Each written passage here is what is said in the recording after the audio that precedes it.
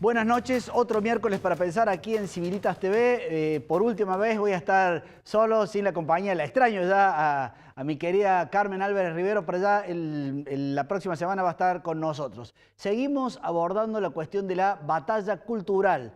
Como habrán visto, en la vez pasada estuvimos hablando de qué sucede en la Universidad Nacional de Córdoba, en el gobierno provincial, y ahora vamos a ir un poco más profundo, porque una de las batallas que hay que dar para que vuelva a resurgir la verdad sobre la mesa es esta tremenda ideología que se ha infiltrado en las escuelas, en la cultura y demás, que es la ideología de género, digamos. Que esto no es simplemente una cuestión que parece normal, que es, che, respetemos a las personas por sus opciones sexuales y las respetemos. Aquella vieja época cuando éramos chicos y había bullying con respecto a las personas que eran gays o que eran homosexuales. Por supuesto que no estamos hablando de eso, sino que estamos hablando de una verdadera ideología que está agazapada, tratando de transformar una ideología que viene muy matrizada desde la izquierda, del conflicto de clase, pero en este caso, en lugar del conflicto entre trabajador y empleador, digamos, se ha ido hacia el modo de la cultura y elige, detrás de las luchas feministas y detrás de las luchas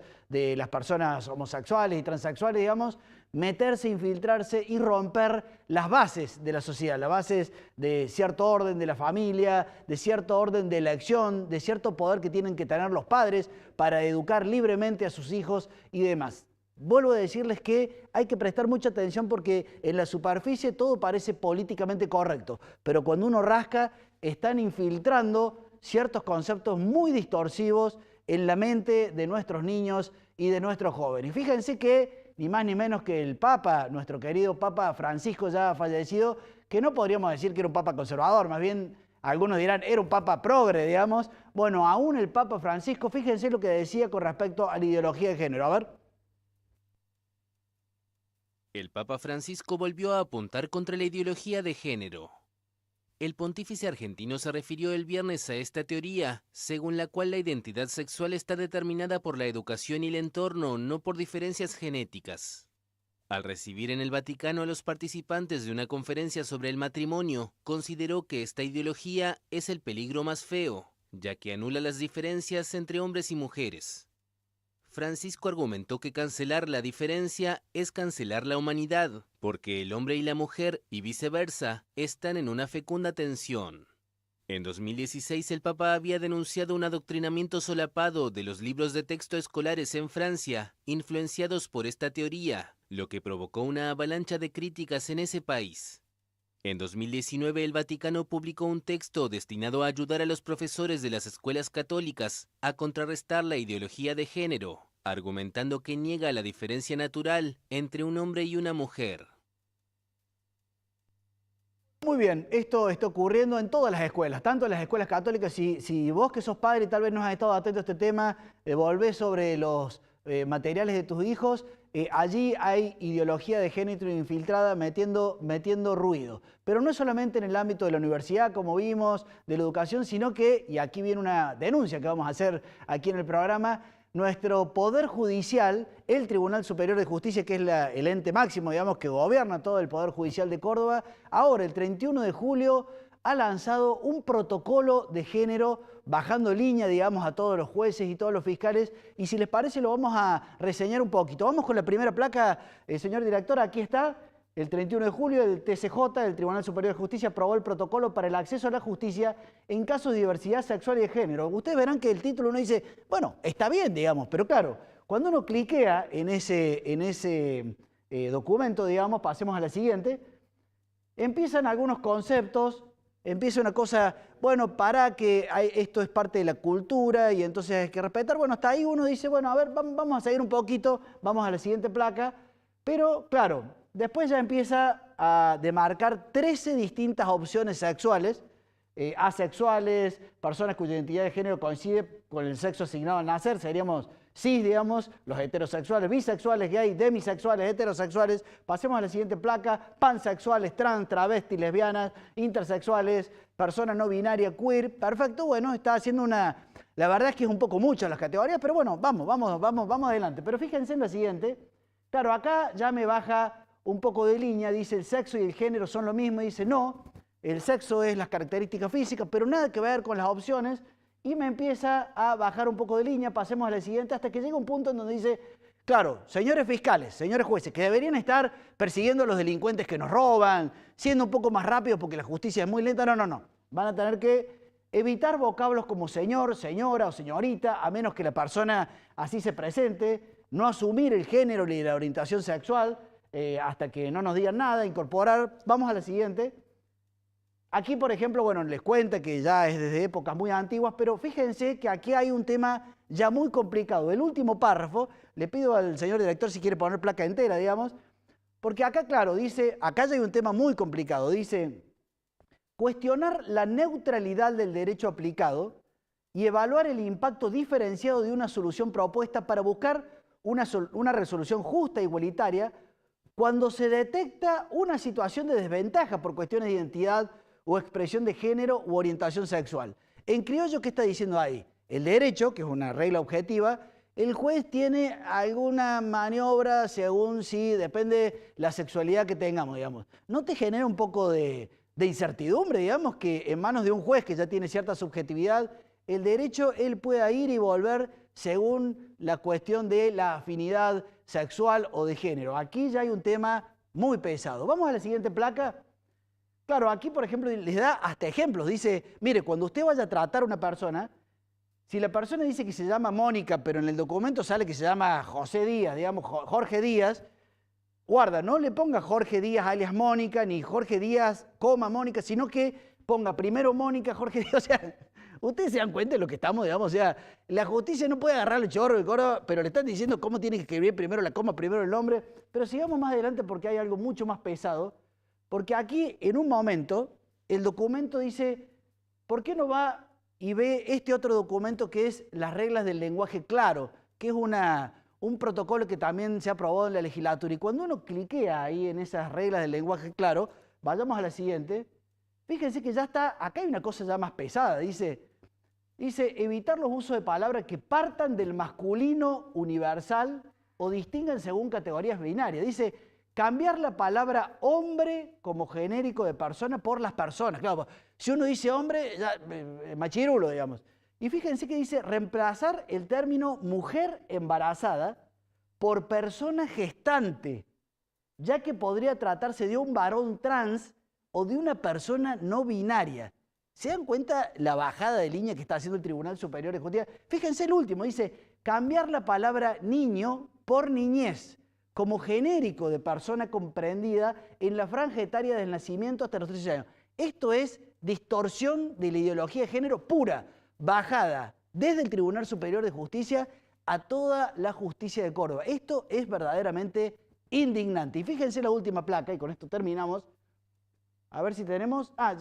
ya no hay, bueno, yo les comento, si no, la última placa, donde dice hay ciertas palabras que no se tienen que decir. Entonces, en un momento dice pornografía infantil, y está tachado, y dice material sexual evidente para niños. O sea, no se puede decir pornografía infantil en el ámbito de la justicia de Córdoba. Bueno, así como esto, yo les animo a que entren, a que se indignen, porque esto mismo están tratando de bajar a los colegios, a la Universidad de la Cultura, pero ahora se la están bajando ni más ni menos que a los jueces, que tienen que ver si uno es para un lado o para el otro, el derecho se puede amoldar de una manera u otra, y esto es muy, pero muy peligroso. Fíjense esta abogada que en 30 segundos hace la pregunta del millón. A ver lo que dice la abogada. ¿Es posible analizar un caso con imparcialidad si obligamos a los funcionarios encargados de investigar, acusar y también de resolver un caso, obligándoles a poner los anteojos feministas? Es decir, los anteojos violetas que tienen que ver con estas perspectivas feministas.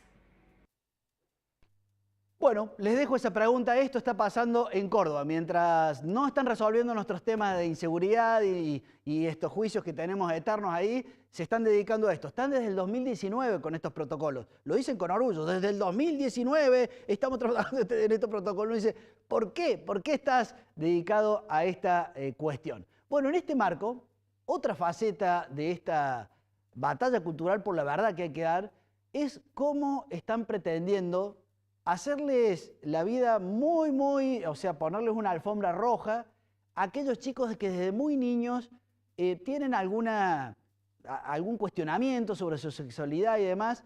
Por suerte, nuestro presidente ha cortado hasta los 18 años a través del DNU lo que sería la hormonización, digamos.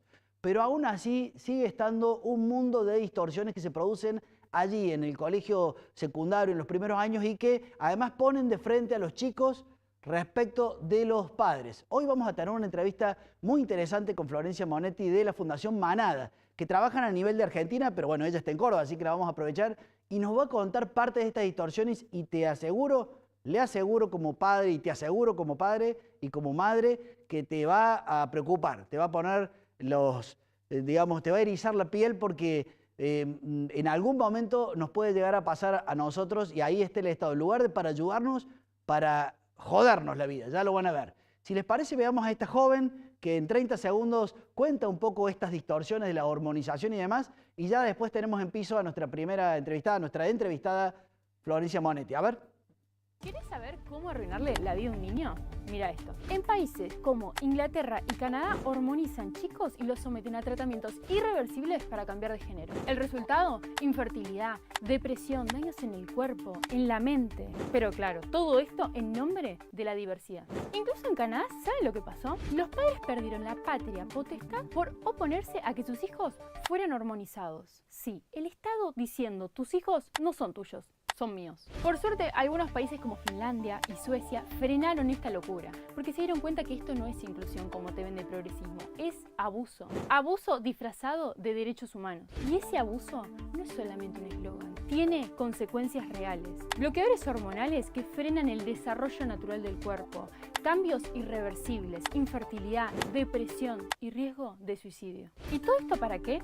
Para complacer un lobby ideológico que usa a los chicos como si fueran experimentos de laboratorio. ¿Queremos eso en Argentina? ¿Queremos que nuestros chicos pasen por lo mismo que en Inglaterra o Canadá? La protección de la infancia no es un debate, es un deber. No es ideología, es sentido común.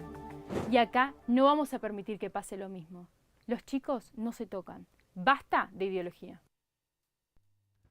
Bueno, muy bien presentado por esta joven, por eso nos pareció importante con el equipo de producción ponerlo como antecedente de esta entrevista muy interesante. Florencia, ¿cómo estás? ¿Qué tal, Sebastián? ¿Cómo estás? Bueno, Florencia, vos sos integrante de la Fundación Manada, que están un poco trabajando estas cuestiones cuando en el camino de una posible disforia de género, disforia sexual, el Estado como que detrás de esta ideología de género es como que se apura y empieza a meter ruido, digamos. Contame un poco. Exactamente, un poco veíamos con este caso, yo hago un paralelo con el caso de esta familia Ghisoni, del doctor, porque había una situación que había que regular, o sea, cuando había mujeres violentadas o violencia de género en una familia, había que regular y buscar herramientas rápidas para darle solución. Pero los hechos nos están demostrando que hay una cosa pendular que la legislación tiene que regular, que pasa ante la denuncia falsa, cuando la mujer está mintiendo. Abusos. Exactamente. ¿Qué pasa con nuestros niños y adolescentes ante una situación de disforia, que es como esa angustia e incongruencia con su cuerpo de nacimiento y su sexo? La ley argentina había regulado, 7 veces juramos en la Constitución Nacional, que los padres tienen el derecho prioritario por sobre sus hijos, para cuidarlos, para protegerlos, no por sobre, porque cuando decís por sobre dicen que es adultocentrismo y demás. Ese deber de cuidado, de protección. ¿Qué pasa? Cuando hay familias o padres o progenitores que son quienes vulneran los derechos, que en nuestro derecho y en los tribunales están plagados de esto, se tuvieron que poner mecanismos y alternativas para permitir que referentes afectivos, dice el decreto que regula el artículo 7 de la ley 26061, personas que ejercen roles de cuidado, otras personas que no son los padres pudieran proteger y avanzar cuando había que tomar decisiones en cuanto a estos menores. Claro.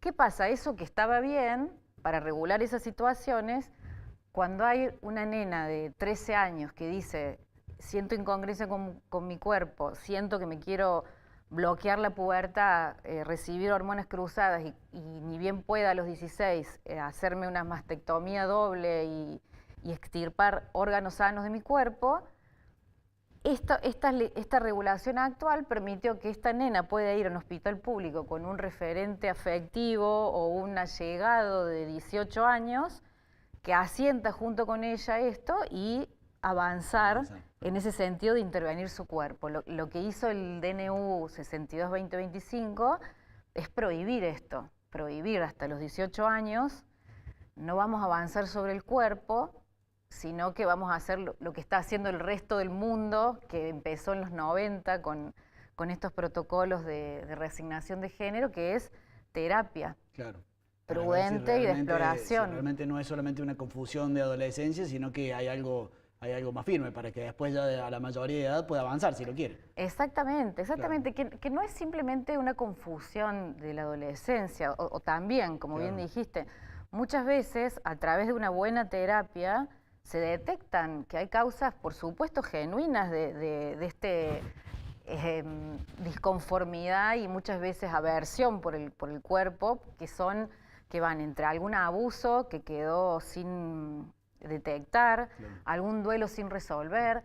Hay muchas nenas que en la pandemia se enfrentaron solas ante una pantalla a escenas de pornografía violenta y en su psiquis de 9, 10, 11, 12 años dijeron, si eso es la sexualidad, la mujer la pasa horrible, yo no quiero ser mujer. Antes de que me cuentes un caso para que la gente lo logre tangibilizar, pero a pesar de este DNU que ha lanzado Milei, los que están promoviendo digamos, las redes trans y estas conferencias están tratando de romper con eso, o sea, están militando a favor de que... Contame un poco de eso. Sí, la Federación Trans, que agrupa un montón de diferentes agrupaciones y demás, ha presentado amparos en diferentes puntos del país y también en el Fuero Federal para dar de baja el DNU, que el DNU lo único que hizo fue decir el artículo 11, que es el que permitía la hormonización y las cirugías de menores, se modifica, no está permitido, pero quienes estaban ya cursando un tratamiento no se les suspende, no se les quita, aún siendo menores de edad, o sea, el DNU va desde el 6 de febrero en adelante, o sea que no vulnera ningún derecho o tratamiento que estaba en proceso y tampoco vulnera a las personas adultas que entendiendo las consecuencias que tiene sobre su cuerpo quieren avanzar, simplemente detiene el avance en menores de edad. Si te parece, Florencia, y si le parece también a los televidentes, vamos a recorrer un caso concreto para que uno haga carne, digamos, de esto que estamos hablando, que puede sonar como general. Me comentaba Florencia de una madre. Comentame un poco ese caso para que nos ubiquemos, digamos. Bien, esto tiene más que ver con una situación en una escuela. También tenemos casos, un montón de casos de familias que han pedido a las obras sociales que no avancen a través de un escrito. Lo llamativo, Sebastián, es que cómo lo estamos deteniendo cuando presentamos un escrito en las obras sociales y decimos, bueno, contéstame endocrinóloga y cirujano y demás, que con tu número de matrícula y tu nombre completo, que mi hija no va a ser dañada en cuanto a sus huesos, porque esto causa osteoporosis, cómo va a estar afecta su fertilidad futura. Claro. Cuando nosotros pedimos que respondan por escrito y pongan su número de matrícula, eso solo detiene todo. Bien. Porque nadie quiere firmar y decir los huesos van a estar bien, tu fertilidad va a estar bien, no vas a tener menopausia a los 14 años. Claro. Este caso que me preguntás... Ese que me comentabas, sí, una típica madre, digamos, dame el marco. Sí, su nena, 13 años, empieza a expresar esto de que siente angustia por su cuerpo y demás. La mamá, muy prudente y haciendo lo que suelen hacer todas las familias, porque enseguida ¿qué hacemos todos? Googleamos. Sí. Y empieza a recibir, si no acompañas y no firmas, hay riesgo de suicidio. Entonces, acompañala. Esta mamá, como pasa con muchas familias, al principio acompañó y dijo, bueno, ¿cómo te querés llamar? Y demás, en el ámbito de la familia. Claro.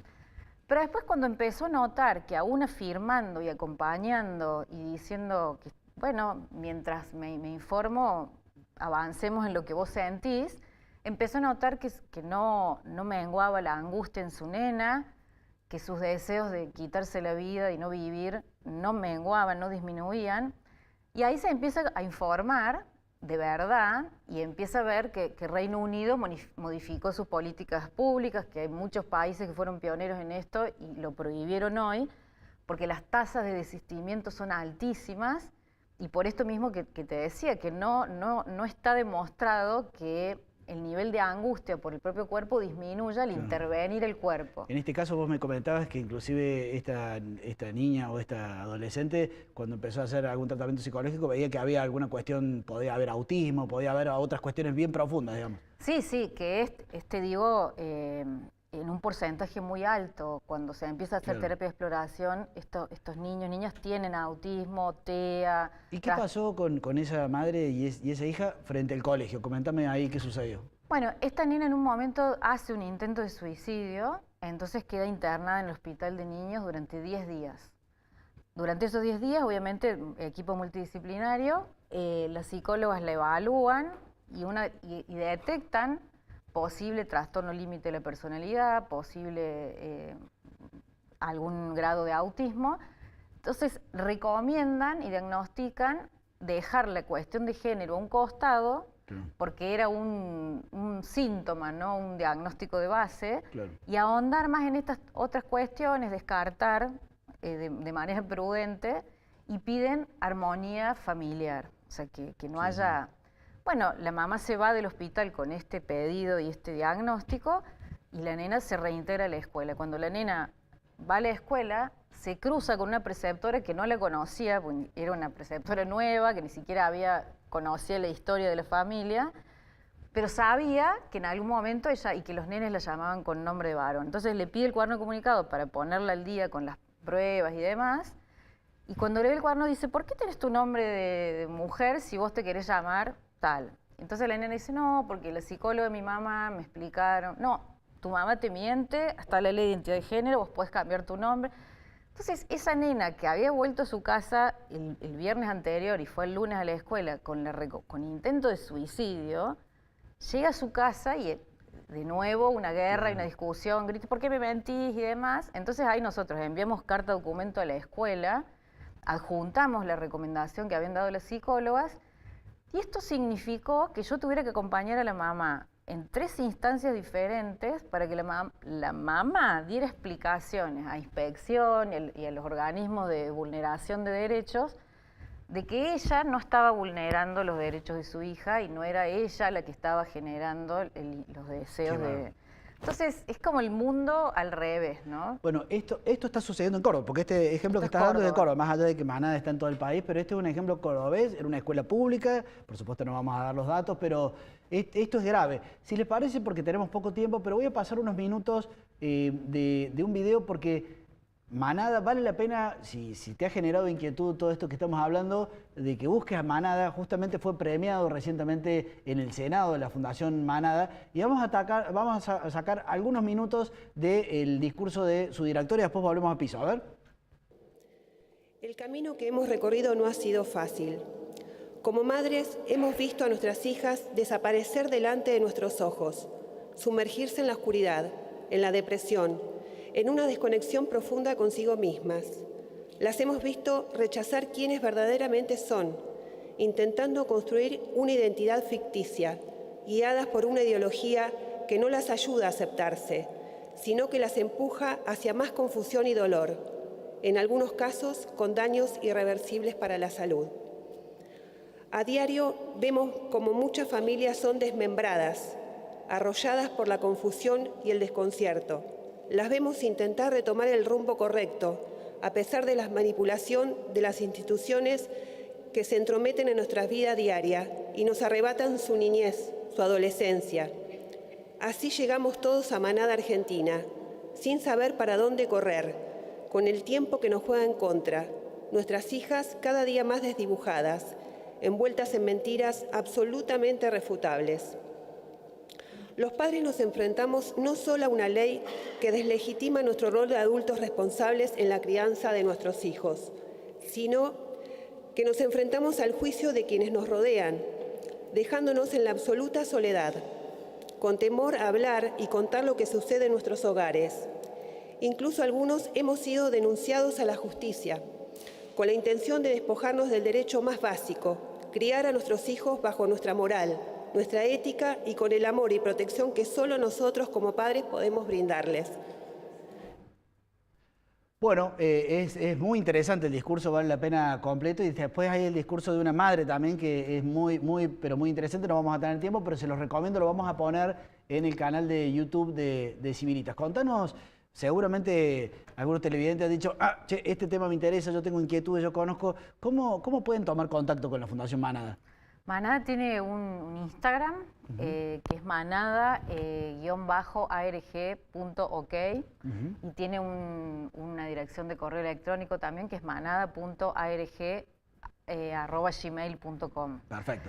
Somos una fundación. Esta mamá que acabamos de ver es una mamá de Mar del Plata que fue denunciada por la directora y la psicóloga de la escuela cuando su nena le dijo, ¿sabes qué, mamá? Me estoy dando cuenta que me gusta un chico y que quiero volver a vestirme como mujer. La escuela interpretó que estaba siendo manipulada por su mamá, le hicieron una denuncia penal y una denuncia en el Foro de Familia para quitarle la guarda de su nena. Aquí hay que decirlo con todas las letras, lo charlábamos fuera de cámara. Claro, el entorno de las redes, hay una romantización de la homosexualidad, de la transexualidad y demás, o sea que, y nuestros hijos, digamos, de 9, de 10, porque ya acuérdense que la adolescencia se va muy antes, digamos, o sea, sin mayores herramientas se enfrenta a esto, y bueno, y esos típicos cuestionamientos que tuvieron en la adolescencia, esta ideología de género les muerde aquí y nos manipula a los chicos, digamos. Más allá de que después pueda haber chicos que efectivamente toman una orientación sexual u otra, pero lo que más nos jode, me parece que es que alguien trate de manipular a nuestros hijos, digamos, ¿no? Exactamente, exactamente. De hecho, aclaro esto que dijiste, Manada para nada está en contra de ninguna orientación sexual. De hecho, muchas familias tienen hijos a los que aman como cualquier familia. Lo único en lo que está en contra Manada es en esto que decís vos, la romantización del mundo trans y la intervención apresuradísima del cuerpo. Claro.